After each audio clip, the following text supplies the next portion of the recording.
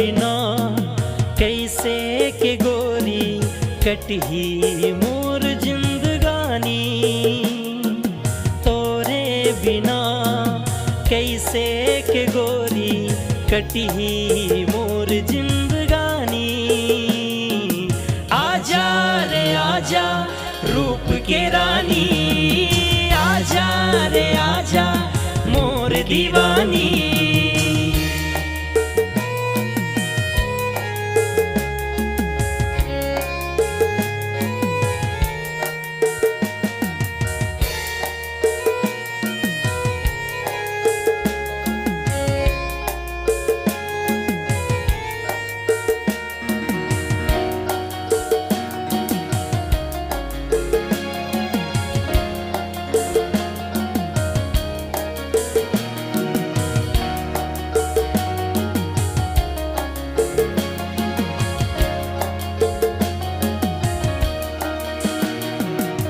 जबले मैं तोला देखे हो गोरी, होगे हो मैं दीवाना।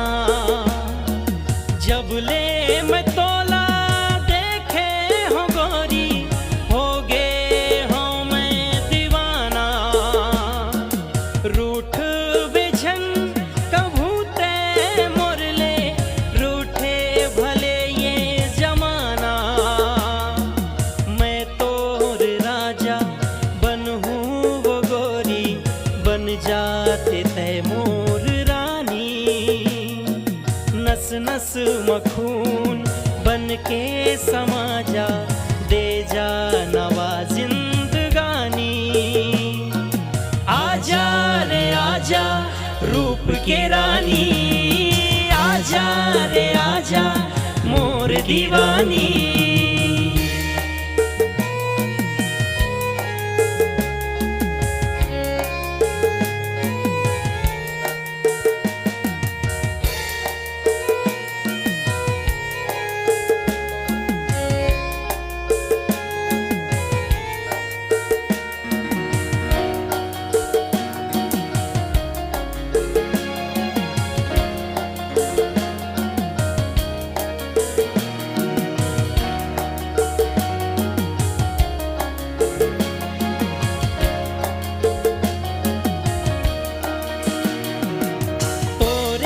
बिना तड़पात रही था जैसे मछली बिन पानी, तोरे बिना तड़पात रही था जैसे मछली बिन पानी।